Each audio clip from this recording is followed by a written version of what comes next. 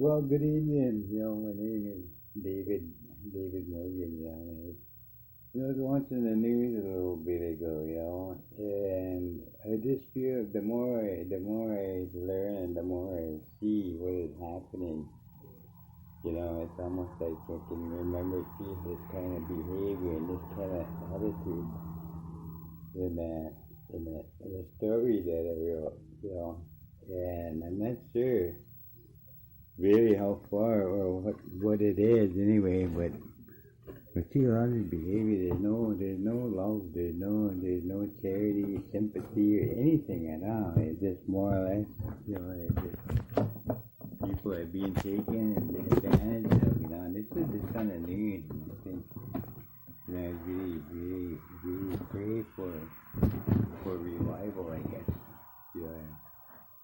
Well, anyway, we'll get back. I just watched the news a little bit ago,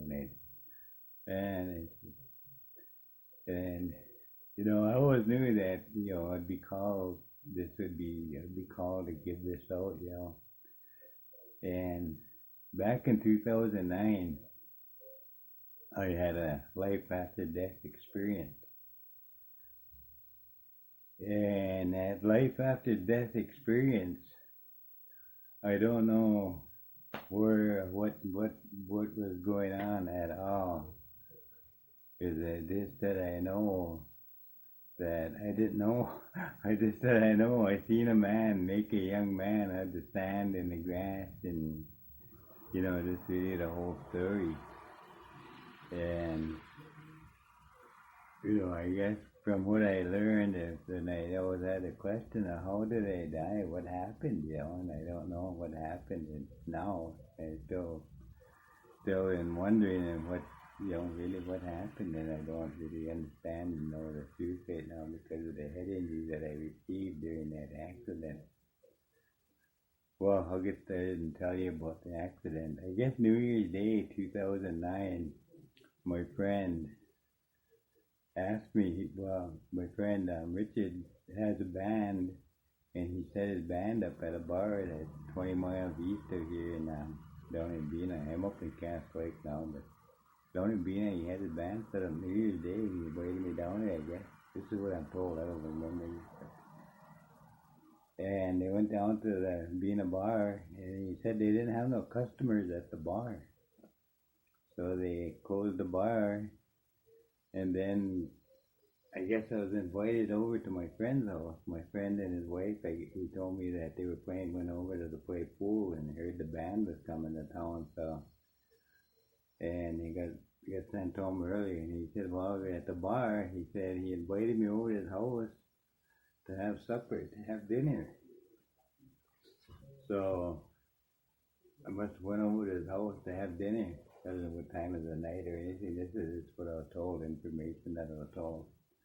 Went over to his house to have dinner, and we got over to have dinner, and he said that he ran out of fuel oil that afternoon. He said about 4 o'clock that afternoon, and his house was cold. He didn't have no place to go.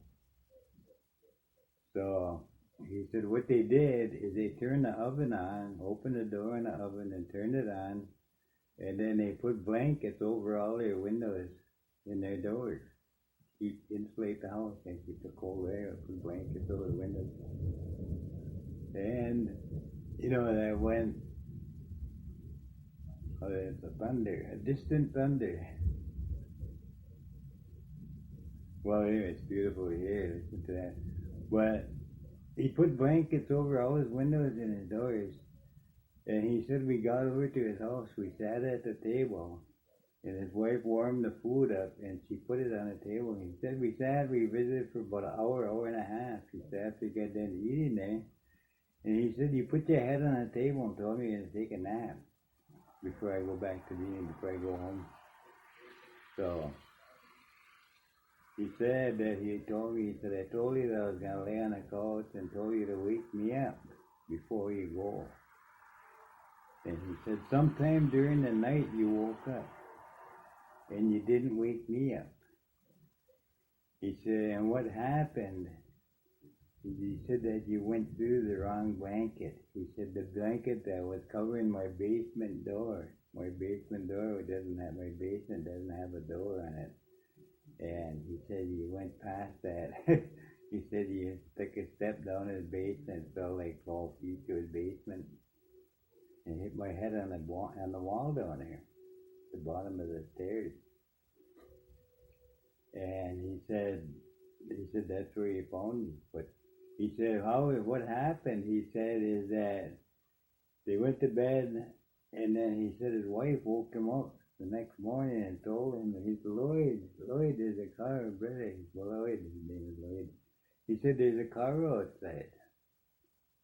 And he said, oh, that's Dave. Remember he came over and had supper with us? Oh, yeah, but he's not in the house. He must be in his car. He said he got up and put his shoes on. He got up and put his shoes on and got a blanket and going to bring it out to me in the car. He said he went out there and looked. No, I wasn't around. There wasn't nowhere to be found. He said he went back in the house. And he said his wife was looking in the basement, and she said, oh my God, he lay in the basement. His head is split open, there's blood everywhere. He said he heard that, and he just panicked, and he ran over there, he looked down, and he told her, call 911, call 911. He said he jumped down the stairs, jumping down the stairs, and she said, I can't move. So he said, well, toss me the phone. So he said she threw the phone down. He said, I don't know how she threw that phone. She said, it just come down and landed in his hand. It's perfect. He said, threw it perfectly. He dialed 911 and told me he had a friend that fell in his basement by accident. Told him what happened. Then he told me that, 911 told him to look for a pulse. He said he's feeling around on my neck and on my shoulder. Anyway, he said, oh, I could feel a pulse. He said, it's not very strong, but it's a pulse. Okay, cover him up, don't move him. He said, we'll send an ambulance. So they covered me up. He said the ambulance showed up, and they said a hard time getting you out that basement. I guess that stairs are pretty steep on it, you know. The house is ancient. They said it's about 12 feet long. It's just like a ladder anyway. So they had a hard time getting me out of there. And he said by the time they got me out of there, he said a helicopter landed in that ball field down there at the ball field in Bina there. He said the helicopter landed. They got me out of the basement. They got me over to the helicopter, loaded me up. And Lloyd said, that's the last time I saw you. He said, I flew away in a helicopter. He said, I don't know what happened to you after that. So then, as he was telling me what happened, his friend Lloyd, what he said, then my son David told me, he said, yeah. He said, well, he said he just got home from work. He worked at the casino, and he just would get home at 9 o'clock or something. He said he just got in the house and the phone was ringing. And he answered the phone and they asked him, do you know David Morgan? And he said, yeah. He said, that's my dad. He said, this is okay. Your dad has been just airlifted in here from up north. He has a severe head injury, potentially fatal. He said, we don't know if he's going to survive until this evening. He said, it was that bad. It was a nurse. And she said it was North Memorial Hospital. We're letting you know. We're prepping him for surgery right now, and he'll be going in as soon as they get him ready. North Memorial. So everybody went to Minneapolis, to North Memorial Hospital. And he said I was in surgery for 12 hours. And the left side of my skull was where it was kind of broke off. It was kind of above my left ear. Then my right, kind of above and behind my right eye, and my skull still has parts missing. I tell you, he's happy and heart, you know, he's so glad to be here.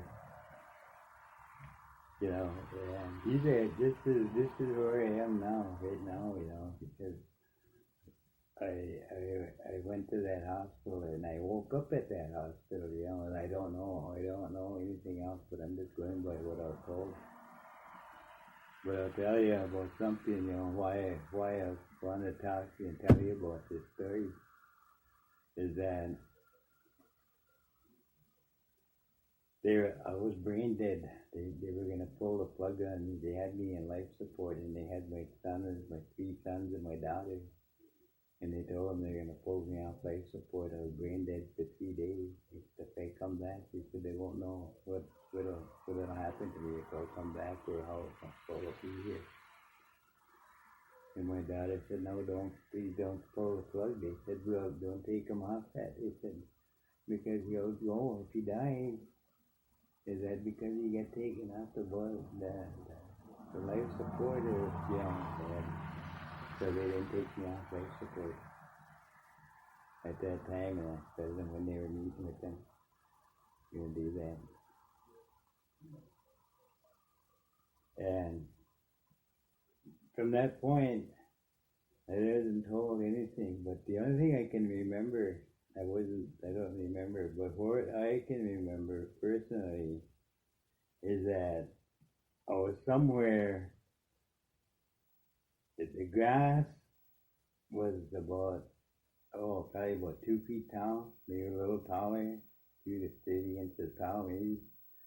But then there are roses. We talked about the roses. They're just so beautiful. There's so many flowers. They're just really beautiful. And it smells like roses. Feel like roses. The way roses smell, that's where you want to go. It was really, really beautiful. It just really. And the birds are singing in the trees, fluttering right above me in the trees. They weren't afraid. And I see a lot of animals walking around me, and I didn't know what kind of animals those were. I was looking at them. The only one I could recognize is a white-tailed deer. He was off to my right side. When I think about it, the sunrise was just coming up over to my left. I must have been facing south. And the sunrise is coming up above the trees over there on the left. Standing looking at everything, and I didn't know. I was trying to figure out where am I at? Did I ever see this before, or where? Just trying to figure out. I was still conscious and trying to maintain and to figure out which way to go. I didn't know anything. But I was watching that buck deer, and I was watching him in that doe, and there's a doe out there, and they were just being good animals, walking around eating. And as I was watching that buck, I was looking over my right shoulder, down my right arm. I held my hand out like that, and I put that deer in my hand, and he'd be out there about 50 yards. He was out there a little late. And just watched that. I watched him for a while. No, as I was watching him, I seen movement on my left eye, and I seen movement like that, and I turned my head real quick and looked to the back to my left and to the east. I could see there was a young man walking right there. He's just a young guy, see that? And he was walking, and he was looking at the ground. They were 5'9", 5'10", I suppose, height size. Yeah, he was a young man. And he went over there, and he was walking, and he was looking down at that grass, and he stopped right in front of me, probably 15 feet away from me. He didn't say nothing to me, he didn't do nothing, he just stood there like that, and he was looking at the ground. And he took his right foot, and he drug it on top of that grass, and he pulled that grass. And that grass was just laid down. It was stayed down by the ground. It didn't try to stand back up. It just laid down. He just laid all that grass down on that one spot where the flowers there and the roses were there and different flowers were there. He took and laid all that down. And when all that grass was laying down, he started walking again. He was still looking at the ground. And he was walking real quiet, real slow, just quiet, walking over toward them deer. At the time, I thought he was hunting deer. I didn't know what to make of what was going on. As I was standing there watching it. He petted the deer and he was talking to him over there. I watched, wow, really, I just never seen that, never thought you could do that to a wild animal.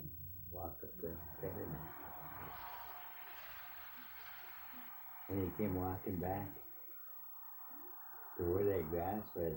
And he was facing toward me. And he looked down at that grass was all laying there, was laying down there. He just crouched down like that, and he reached down at his right hand, and he stood that one blade of grass. I could see one blade of grass stand up like that. He stood that grass up. He reached down with his left hand below his right hand and slid it to the bottom down by the ground. Then he lifted his left hand. He lifted Prince down to that grass, right above by the wrist there. And he pulled him wrist to the ground. Along with that stem, everything was all complete. And they was hanging, and wrists were probably about, they were 2 feet long, or maybe a little longer. You know, the smaller pieces. It was about that, you know, and just had them wrists like that, and he pulled them up in the air like that. And he made a loop with his left hand. He made his pointer finger and his thumb like that. And he put them together and made it solid. And he put them wrists in between that circle. Then he squished his hands down a little bit like that, and he pulled them wrists and made them solid. And they weren't solid, but they were all together like a little cord. And he got them out of the way. And he got the other one out of the way. He kept getting them out of the way like that. After all that grass was out of the way, then it must have been just bare sand there. You know, how everything was out of the way. And it reminded me of a little boy who used to play along the edge of the road, and he had, you know, you used the palm of your hand to plow that, you know, you had a grade or a boulder or whatever, you know. And that's the way he used to play in the sand anyway, along making roads or whatever. And that's what he did. He plowed all that sand out of the way. And I didn't know what this was about. I had no idea what was going on. And I was watching, and he just kept working that sand. He kept working for a long time. And he stood, he looked at it like that, and he just reach down, and he'd brush it here and there, and he'd just shaping whatever it was I did. He's just putting it together, shaping it with that sand. And it must have been already done now, all the way he was going to make it. And it must have been the shape of the ground. I don't have an idea. Anyway, he just reached across, and he scooped up a handful of sand with his left hand. And he picked it up, and I seen about 1.5 inches pile of sand on his left hand like that. And he looked at it, and he took his right hand, and he put his tongue on top of the right fingertips of his right hand. He just touched his tongue on it, and then he put them fingertips on top of that sand that he had on his left hand. He put that together. As soon as he touched it, it turned into mud. That's where he got the water from his tongue. And he got that wet. He made mud. He flattened all that mud. He put that mud on the ground. He kept doing that. He put all that mud down. Took him a long time to do that. Put all that mud down the way he wanted it. Then after the mud was down, he picked up that blade of grass. Picked up one blade like that. And he combed those wrists out with his left hand. He held that with his right hand. And he used his left hand to pull them wrists down. And then he grabbed the whole of that with his left hand, and he pulled the ones down on the right side with his right hand. And his hands were muddy. Remember, he was working with that mud with his hands. So the wrist got muddy, and then grass got muddy. And he put that down in the ground. He carefully put that in the ground like that. He got another one. He did the same thing. He kept putting them wrists in the ground. Then as he was doing that, one time I seen as his hand, the top of his hand was facing toward my direction. As he was pulling them wrists, as he was pulling this was getting the mud on him anyway. He was just working with that grass and wrist. And I could see on his hand like there was a lightning flash or what, I'm not sure. But it's, and I looked at that, and just the design of the way it was going.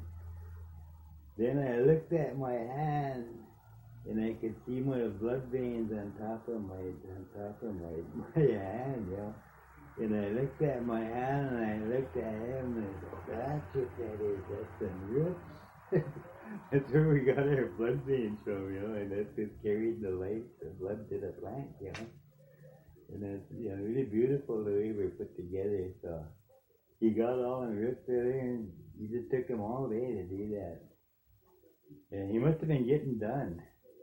Then when he was getting done, he started to move a little bit quicker and a little bit happier and just brushing here and there, perfecting it.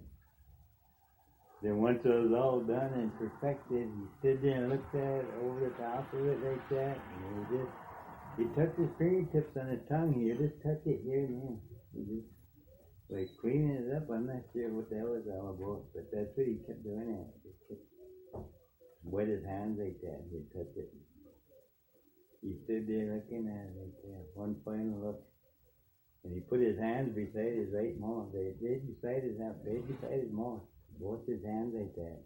And his right hand, he pulled it right up close to his cheek and his nose like that. And his left hand, he used that to brush the air down toward the pile with that sand that you project, Yeah, he's just blowing, that's all you hear. It's like you blew it all clean, blew all the dust off, blew the dust off. Then he stood there looking at it. He just calmly stood there looking, watching. Pretty soon I could see him smile. He broke out a smile. He was just standing there watching, and pretty soon he just see him smile. And he looked really happy, You could see that look.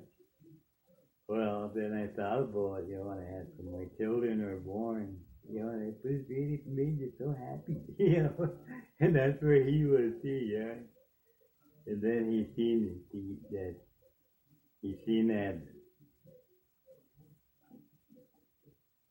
him come to life,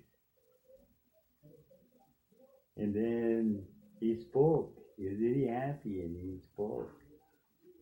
And he said, "It is so good to see you." He said, "I just made you. I just brought you here to have a friend." He said, "I've never had a friend like you. Even though you made from the earth, everything right here." He said, "You're made like me." He said, "Although I knew you before you were here, you couldn't know me because we were close together." He said, "That's where you were made. And now that you have taken breath," he said, "you're here. We can be together as friends." He said, "I have a friend. We have a friend." He said, "We can be together and be friends as we are made." He said, yeah, he was just so happy. And finally had a friend. He put his hands down to the ground, toward the ground like that. And he said, "Come on." Put his hands, he had to stand there a while and wait for him to get his hands and to get him to move. Then he had to start talking and telling him all. And he said, "Come on." And he pulled him off the ground like that. And he had to help him stand up. He had to help him do everything. Brand newborn. It was really beautiful anyway. But he made us to have a friend because he was alone. And they spent time walking and talking. But they didn't walk very far. Not very far at all. In a circle about maybe 20 yards, 30 yards. But he spent more time just watching a new man develop and grow, just spending time letting him grow and answering questions. We had questions, looking at the deer, looking at the animals. More fascinated by watching the animals, really. Watching that buck, deer, lions, tigers, and bears. And well, anyway, that's what I saw. And that guy spent time with them. They walked and they spent time just walking that little way. Then after they walked for a little while, you must have let them develop and stuff. Then he rubbed his stomach there. Our friend, he rubbed his stomach. And he said, do you feel this right here? He said, when you feel that in your stomach, he said, you feel that in you. He said, it's telling you you're hungry. Your body needs food, could use something to eat. He said, now teach you, I'll show you what to eat, how to eat. And he said, we'll go over and we'll eat. But then he's walking over toward that deer. When he got toward that deer, and then he told him, he said, and I told you that we're going to eat. But now, he said, the deer, and they watched that deer like that deer would show him how to eat. You're listening, and he showed him how to eat, and you're watching, and you're talking about the deer, and you're looking just amazed at him, and that young guy was just fascinated. This deer walked up to him and pet him and talked to him, I suppose, just like any one of us would anyway, but that's what he did. He said, let him say that. He said, no. He said, I didn't give anything a name. And he told him his name. How to give a name? Why did he give a name? So that when you see this animal and that animal, he said, when you see them walking by, and then you tell me that the deer walked by, then I don't know what you said. Teach them, kids, just learn. The young guy was very happy with him. So then they went walking by that tree. There's a tree, like one of an orange tree, or I don't know what kind of trees those were, but they were a lot of them fruit trees anyway. And they walked by that tree. He said, now to eat. He said, this tree here, he said, we won't eat from it. We'll go over there to that berry patch. He said, we won't eat from that tree. And he said, we'll go and eat over there. So they went over to where the strawberry, I don't know what kind of strawberries, they never berries or whatever. And they walked over there to them strawberries like that. Then he told them, he got that fruit like that. And he said, now you can be as the deer was. And he broke that fruit out. He said, the deer will bite the fruit. You leave it and teach them how to eat. And he was around, he was eating it. And he said, now, when I told you about that tree, he said, we won't eat from that tree. He said, we won't eat from that tree. And there's something else I want to show you and tell you, he said. And he said, when I called you, when I first met you, when we first met, he said, I need a friend. I need you to have a friend. And now a friend is know that you know me, and you know that I meant no harm. I mean, I won't hurt you, and just to be a friend. So we're together as a friend. We can trust each other. He said, that's what friends are. They can be together and trust each other. Then if a friend will ask a friend something, he said, we'll trust you to honor that, not to do that, to do what your friend would trust you to do. If your friend asks you to do something, not to do something, or to do something, he said, then it's up to you to honor their request.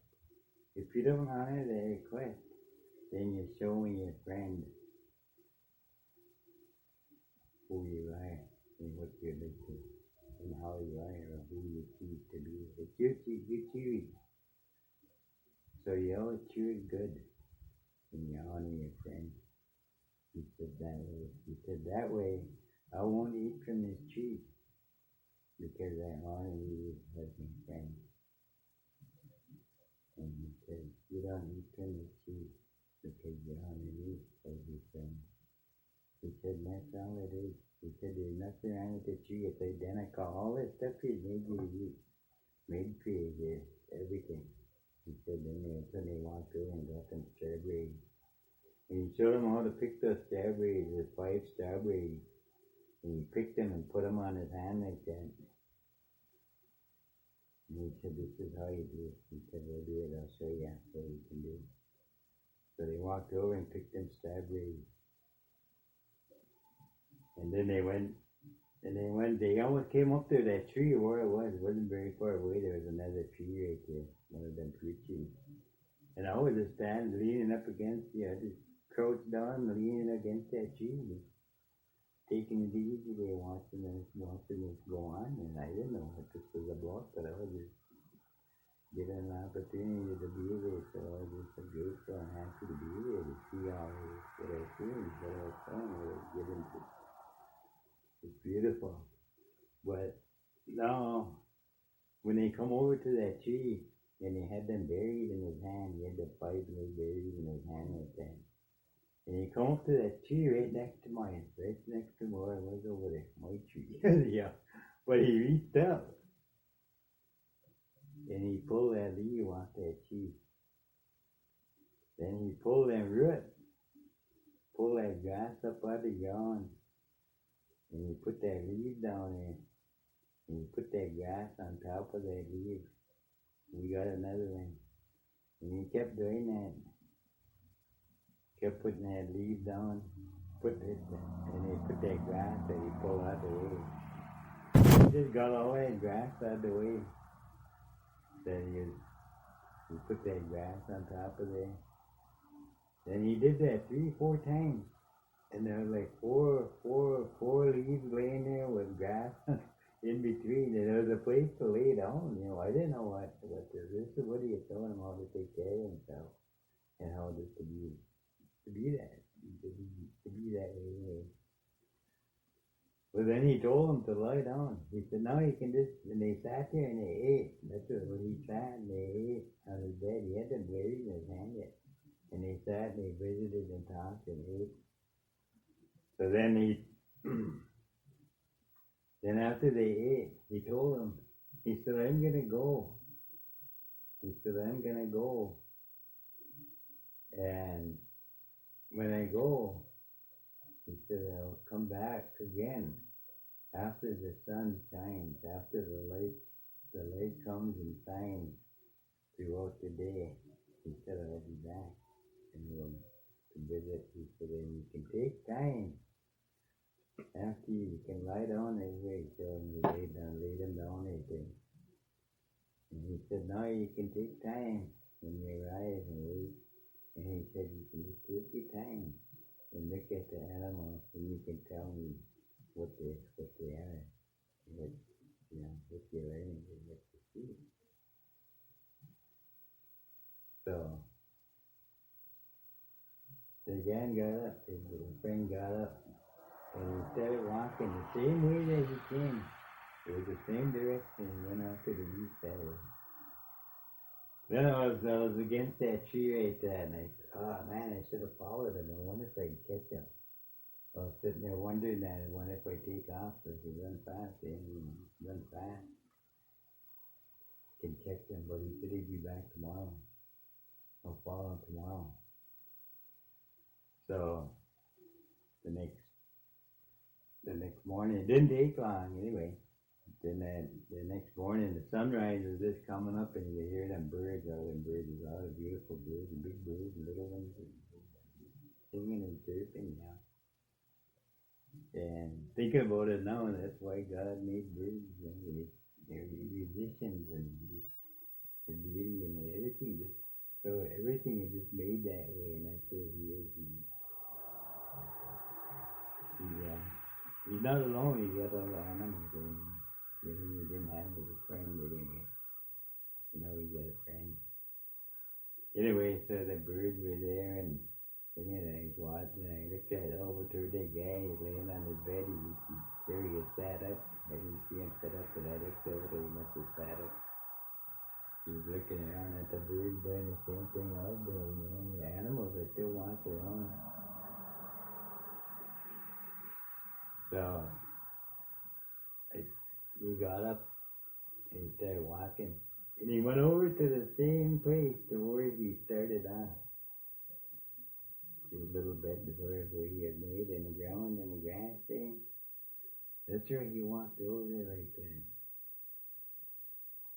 And he was looking at everything that he was shown that was pointed out. And he walked in the same footsteps that he walked the day before. And this time he had time to take his time to think about anything. About everything that he heard. He's just putting things together, learning, He walked all the way in that little loop, and then he walked over to his bed. He walked over and got some fruit. He went and got 5 fruits the way he was showing. And he went back to his bed, and he was sitting at his bed there, and he was looking at the animals eating there, enjoying themselves. He got done eating. This time he walked back over to where he had made. This time he got in his friend's footsteps. And he must have been remembering the words that he heard and everything. Just learning, taking the time to learn. Looking at the plants, the flowers, birds, deer, animals, the lions, tigers. You just walk right up to them and look at them.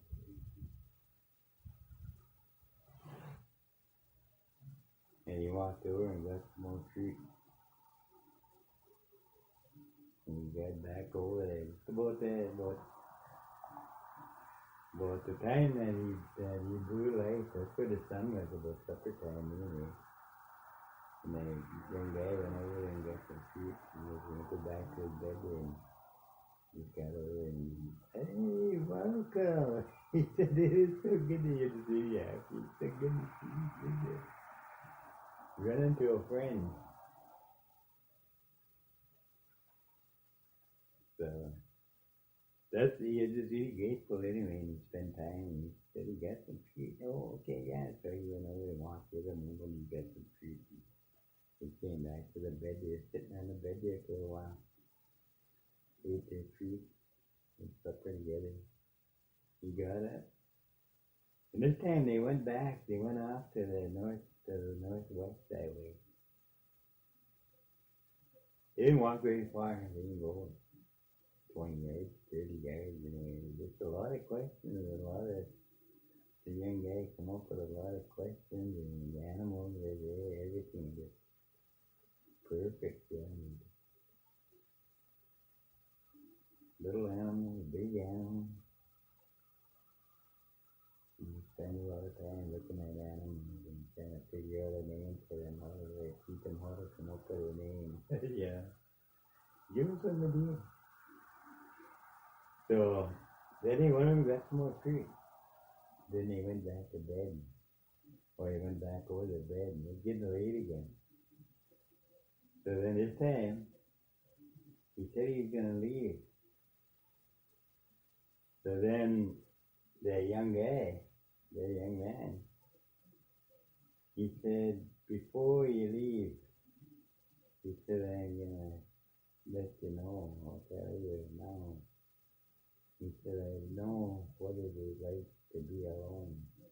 When you told me that you were alone, he said, you made me to have a friend because you were alone.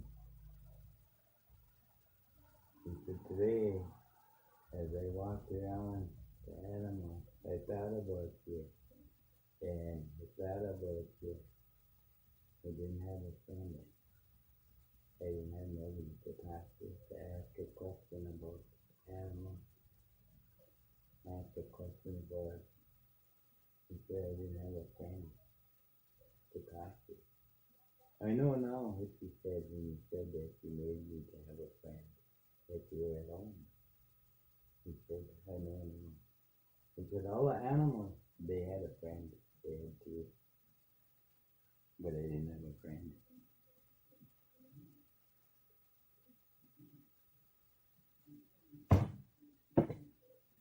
So then said, okay, just lie down.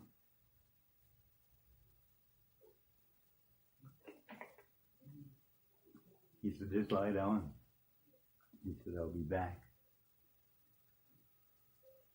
So that guy laid on his bed like that, and that man, my friend, walked away. He took off back to the east that way. And this was day 2. Remember, I was going to follow him.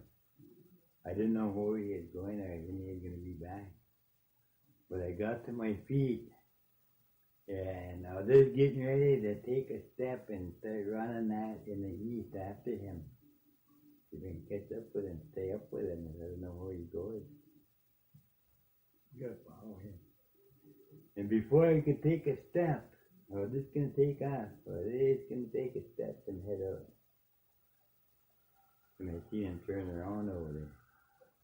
He turned around, he came walking back. This time I just leaned up against that tree again. Just watching him. And he came back over to that guy. And he just stood over him like that. And he just crouched down. And I could see him lick his fingertips again. Just his fingertips on his right hand and on his left hand. He licked them like that.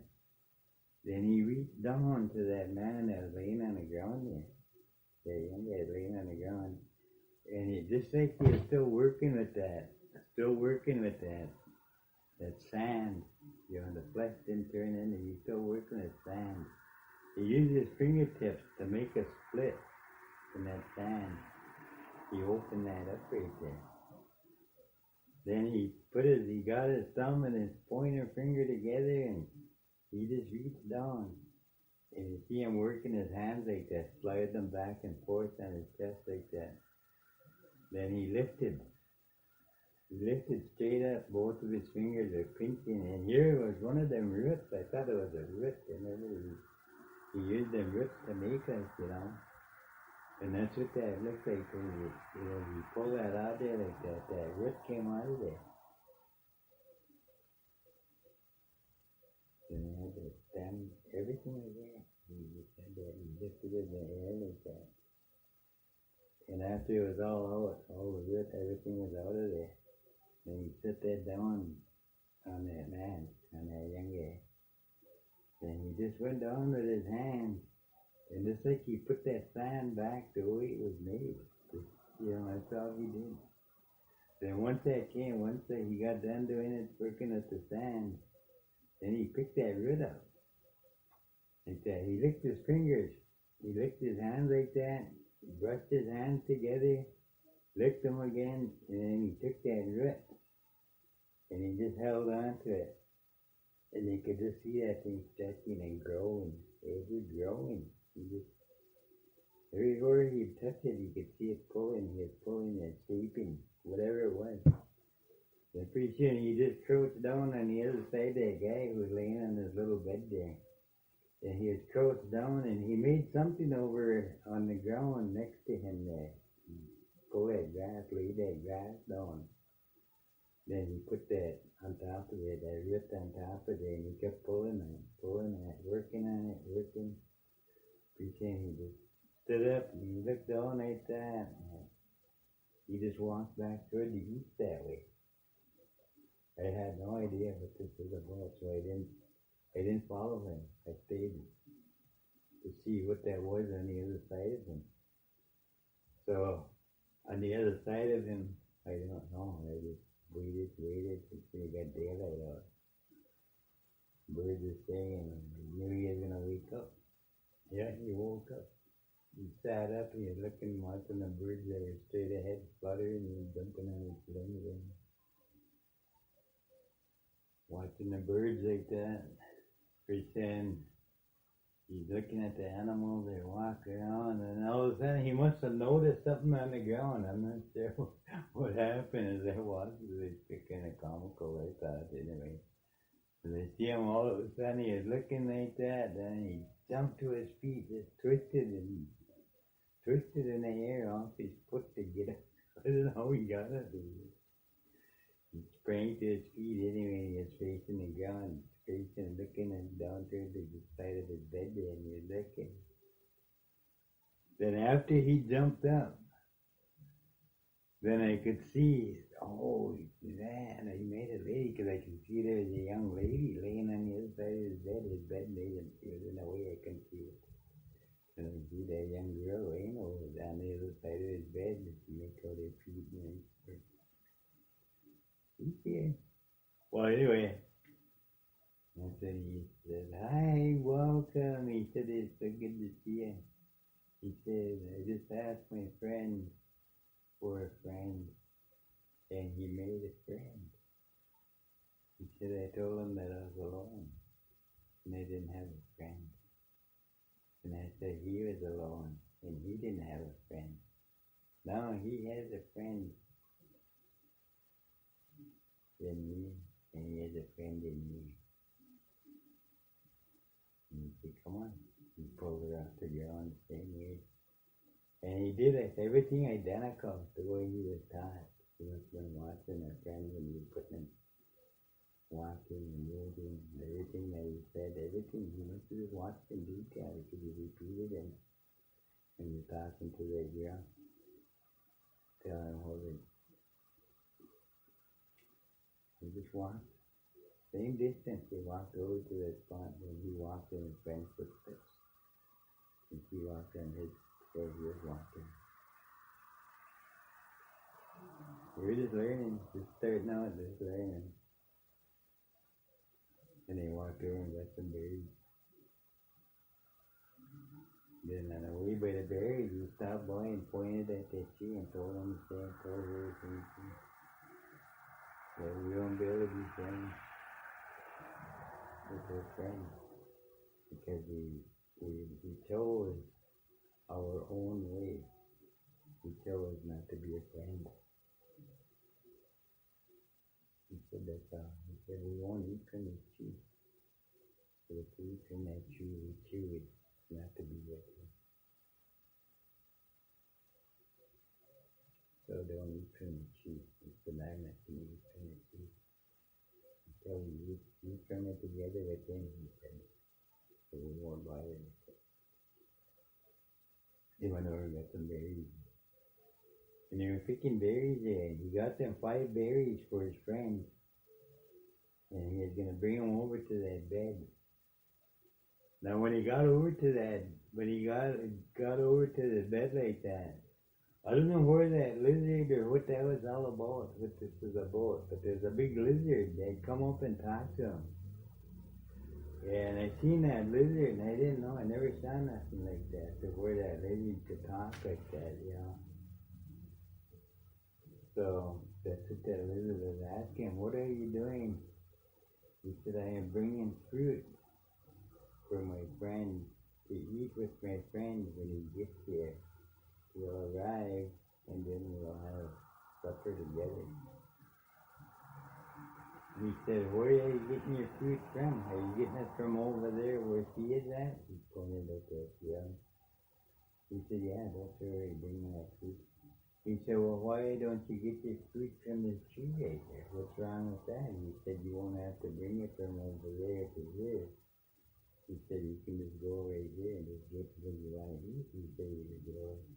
He said, I told not to eat from that tree. Who told you not to eat from that tree? He said, my friend. He asked me not to eat from that tree.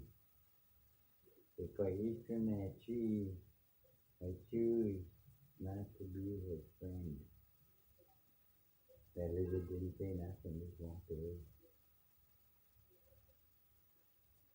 So they went over to that girl. And that guy put them berries on his bed there and picked them up there and he went walking back over there. Then here that lizard went over into the scene with talking to that girl. And that girl was picking berries and she picked like 5 berries for her friend. And was putting it down on the edge of the berry patch there.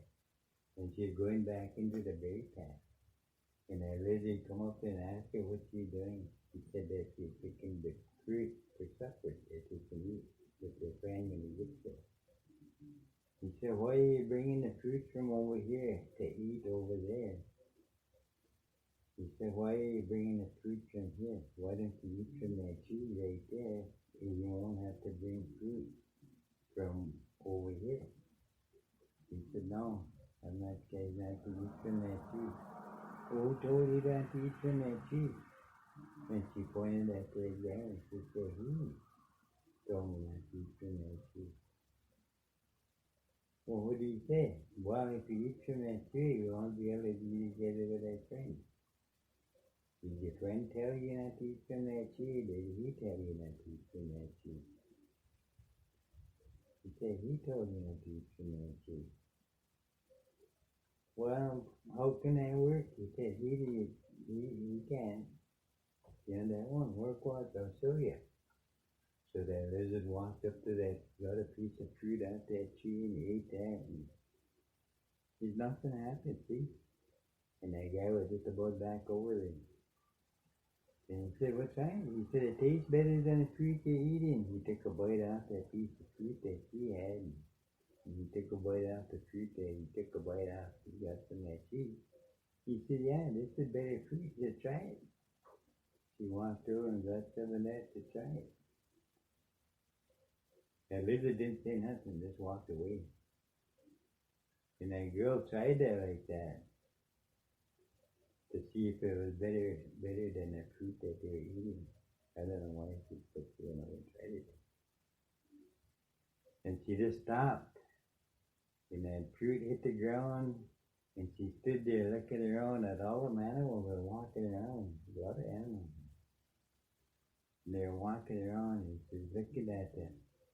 Pretty soon she crouched down in that berry patch, you know, it's like a strawberry patch, and you get down in there.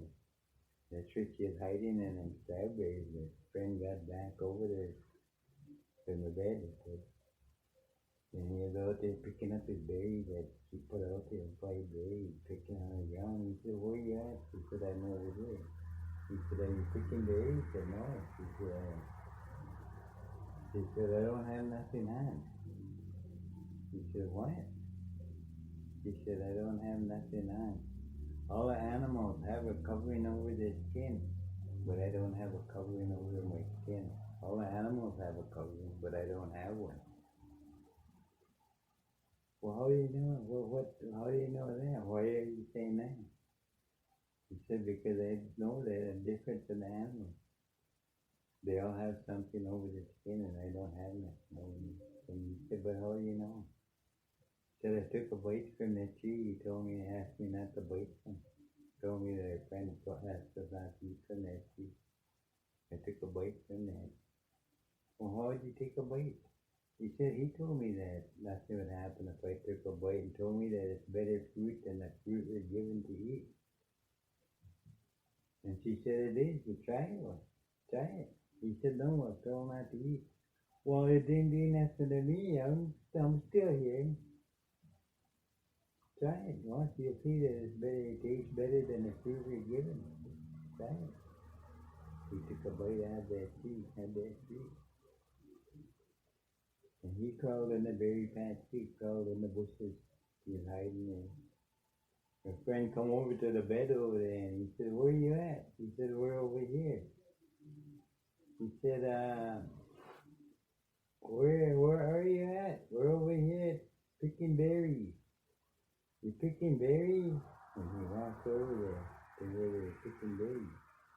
And they weren't picking berries, they were in the bushes, just looking over the top of the berry patch, and just their heads over there, crouching down, hiding there. So a friend asked him, and he said, why are you there? He said, because we have nothing over our skin. All animals have a covering over their skin, we don't have none. He said, well, why, how do you know that? Why do you say that? He said, because we don't have nothing over our skin. All the animals that have a covering over their skin, and they don't look like us. So we don't have nothing on. He said, how do you know that? Did you eat from the tree that we're not to eat, that we're not going to eat from? He said, yeah, He said I took a bite from the tree. He told me there was better fruit than what you were eating. He said I took a bite to see if there's better fruit than you were eating. He told me that. So then the guy looked at me, yeah, sure. He said, why did you do that? Because I was told that nothing would happen. Nothing would happen if I ate from that tree. And he said, well, who told you that? He pointed at that lizard. That lizard is quite a ways away. He said, he told me that and talked to me. He told me that nothing would happen. Talked to me too. He said, all right, just stay where you are. He said, I'll be right back. I'll be back. So our friend walked over to that buck, walked over to that deer. And he just started brushing his hair. He just started back around his tail and he just brushed it all forward like that. Just stood all the hair up there on that deer's back and on his arm. Just stood all the hair up there. Pulled it forward like that. Then he brushed it all back. He laid it all down. He laid it all down flat. Then he put his tail back there. He put his right hand behind that, between that hair and his tail. He put his right hand in it, and he put his left hand over the top, and he squished it together with his hand, and he lifted it. He lifted it right up. And all that deer, it looked like a deer head, complete deer head. And as I was watching that, and I was thinking, yeah, that's why deer shed. I don't know, but that's what the thought that came to me, you know. Just like that deer shed, and he gave off all his hair.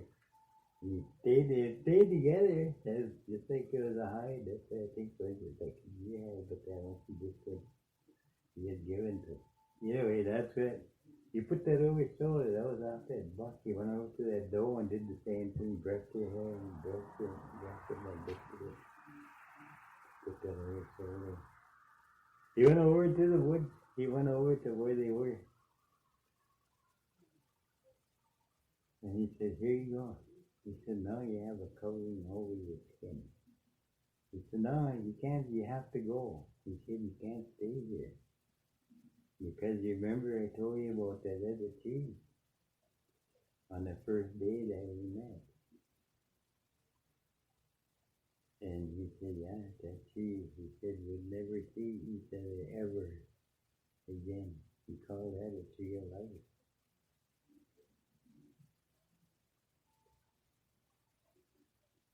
He said, okay, that's why you can't stay here. If you eat that, he said, we'll never see each other.